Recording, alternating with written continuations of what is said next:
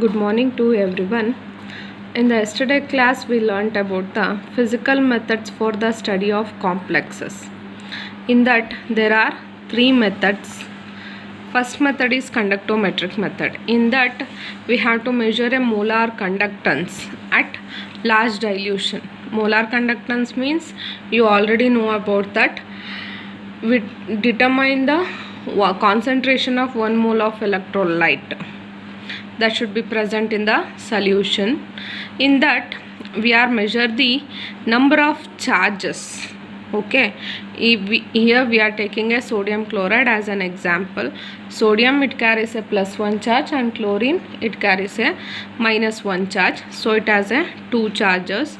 Its molar conductance is 114 Simon meter square mole inverse. Okay, then second one is change in pH. Here pH means negative logarithm of the molar concentration of H plus ion. Decrease in pH value, it means decrease the pH, the complex will be more stable. It means the molar concentration of the H plus ion should be increases, then the complex should be more stable. Okay, then change in color, it means the indication of complex formation. I already told that most of all the complexes are colored. Okay, next we move on to the stability of complexes. Most of complex ions are stable and they are dissociate in solution to give small quantity, small ions to attain a equilibrium. Here we are taking a silver complexes that should be dissociate to give Ag plus and ammonia. We are writing a equilibrium constant or dissociation constant that should be represented as capital K. It is defined as the ratio of molar concentration of the products to the molar concentration of the reactant. Here the dissociation constant for silver complex is too small, so then it is highly stable. Then stability constant is inversely proportional to dissociation constant. When the stability constant is inversely proportional to the dissociation constant is less, the stability constant is more. When the dissociation constant is more, the stability constant is less. Okay, then we learn about the factors affecting stability of complexes. There are three factors affect the stability of complexes. That is, first one is nature of central metal ion, second one is nature of ligand, third one is chelate effect. Okay, we have to know about first one is nature of central metal ion.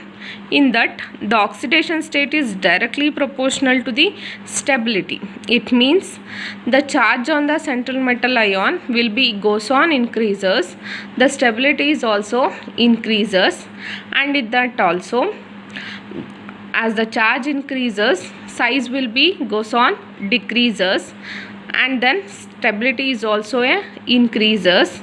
But when the metal ions have the same charges, we have to know about knowing the stability of complexes by knowing their ionic radii. Yesterday I told you. In that, here we have a simple examples.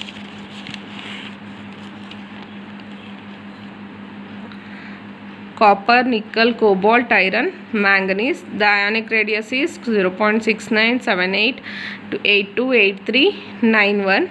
Here copper is greater than nickel, nickel is greater than cobalt, cobalt is greater than iron, iron is greater than manganese. Here the copper has a more stable complex because it has a less ionic radius, it has a less size. Got it? Last one is higher the electronegativity of the central metal ion, greater the stability. It means the central metal atom have a electronegativity, high electronegativity values. They have a great stability complexes. Next, we move on to the second factors that affect the stability of complexes, that is nature of ligand. It means nature of the donor atoms. Usually the ligand should be in base. It means the ligand should be in basic in nature. Is basic in nature. That complexes is more stable complexes. You got the point. The ligand should be in bases. That complexes is a stable complexes. For example, cyanide ion, fluoride ion, etc., which are strong bases.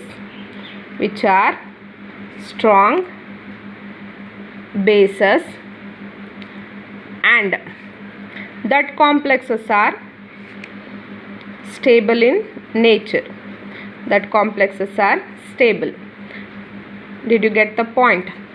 When the ligand is in basic in nature, that complexes should be more stable. For example, cyanide ions, fluoride ions or chloride ions, whatever it may be, the ligand should be in base. Okay, that ligands have a stable complexes. In that, higher the charge and smaller the size, the stable of the complex is more. Got the point? Higher the charge,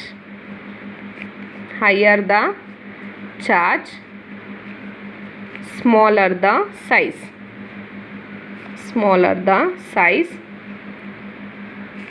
greater the stability.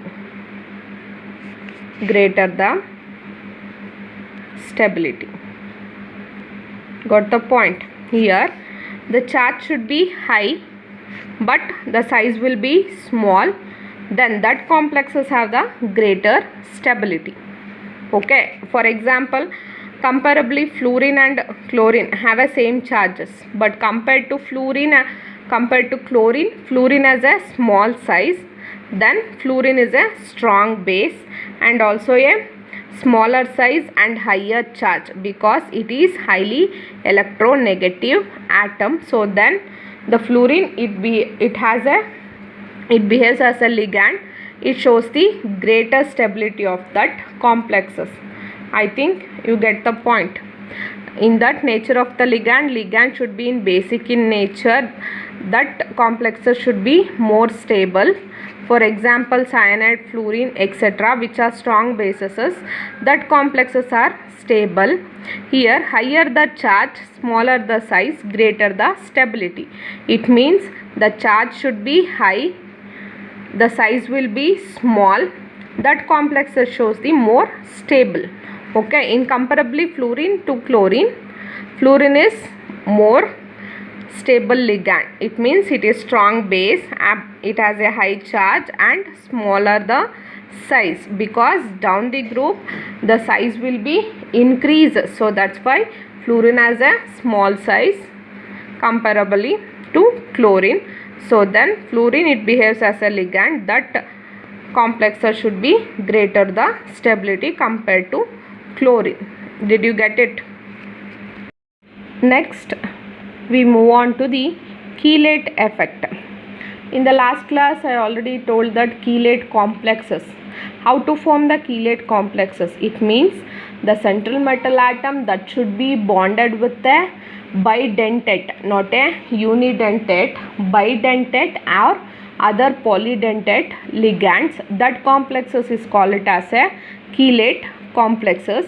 Here the chelate effect, it means the chelate rings that should be bonded with chelate rings that should be bonded with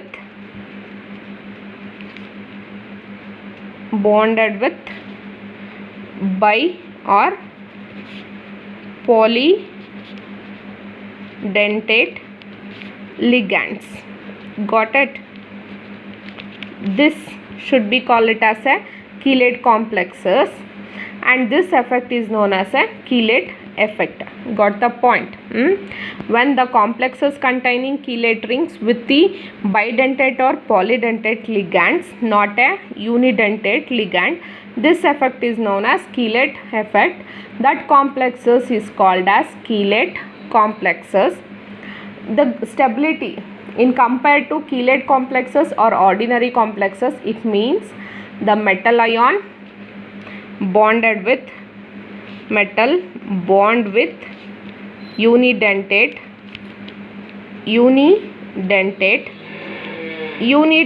means single donor atom, okay. Metal bond with bi or poly, it means two or more donor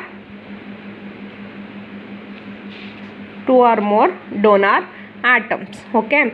Comparably unidentate or bidentate or polydentate, this will be, second one will be it means metal that should be bonded with bidentate or polydentate is more stable,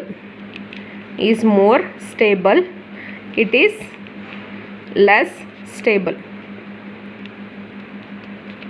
because in unidentate ligand there will be only a single donor atom. It means in that they have only a single, for example cyanide water molecule, that should be only single molecule. Here in bidentate or polydentate ligand,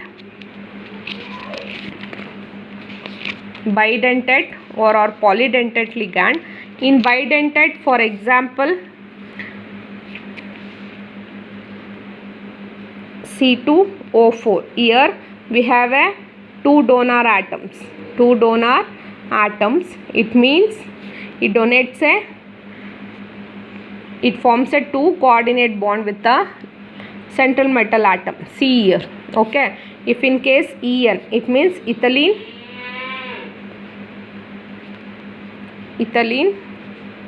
diamine, it means CH2NH2, here also two donor atoms. Here there is only one single donor atom, so that's why it is less stable, but here we have a two donor atoms instead of single, so that's why it is more stable compared to unidentate, bidentate or polydentate ligands. That complexes should be chelate complexes, that should be more stable. Got the point? If here we are taking example like considering the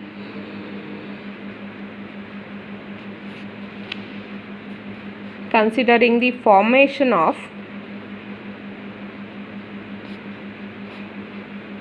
cobalt complexes plus it is non-chelated complex, and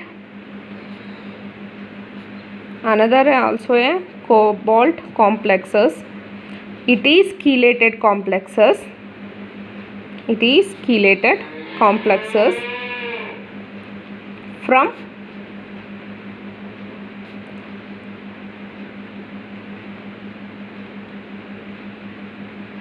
from another cobalt complexes.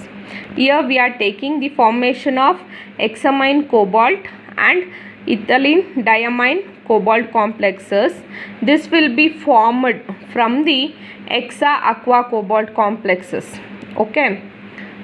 Now how it forms I will explain you.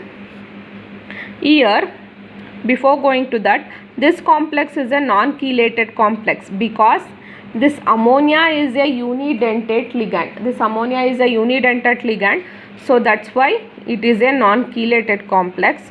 Here En means ethylene diamine ligand. This it will be one ethylene diamine, it has a two donor atoms, then two ethylene diamine, it means it has a four donor atoms, so that's why it is a bidentate ligand, so that's why it is a chelated complexes. Now we know about how to form a non-chelated and chelated complexes. First one is we have to know about the chelated, how to form a non-chelated complexes. Here considering the hexa aqua complexes 2 plus 6 ammonia. Okay, here how many particles are there? Number of particles, it means number of reactants.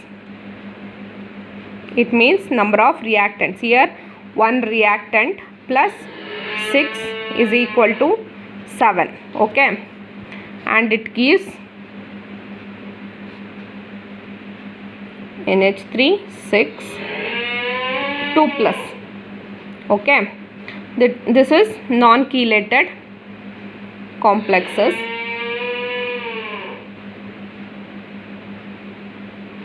Okay, plus 6 H2O. Here number of particles, it means number of products, is equal to 1 plus 6 is equal to 7. Here this will be same also. Okay, next B1.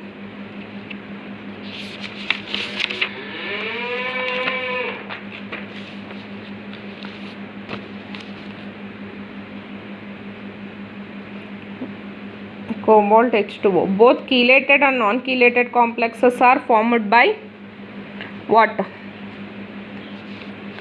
Hexa aqua cobalt. Sorry, here I did a mistake. Here there is a 3 moles of ethylene diamine. It gives cobalt En thrice 2 plus 6 H2O. Here it is chelated complex.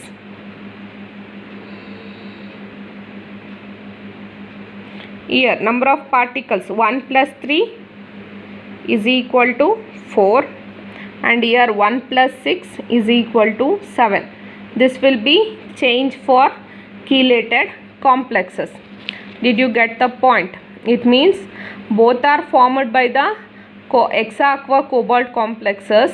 Here ammonia, that should be non-chelated complexes. Ethylene diamine, it is a chelated complexes. Comparing the above reactions A and B, it is found that it means the number of particles on the right hand side and the left hand side. You have to know that the number of particles on the right hand side of reaction B, which represents the formation of the chelated complexes, is greater than the left hand side. Got the point?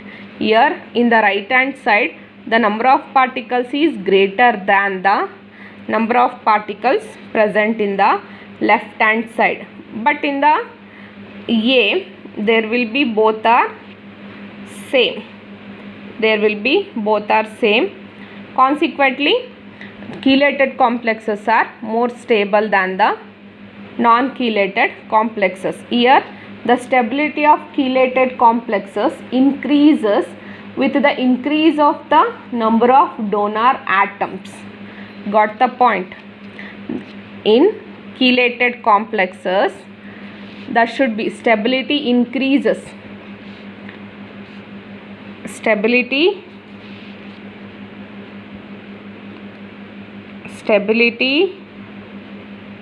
increases when number of donor atoms present in the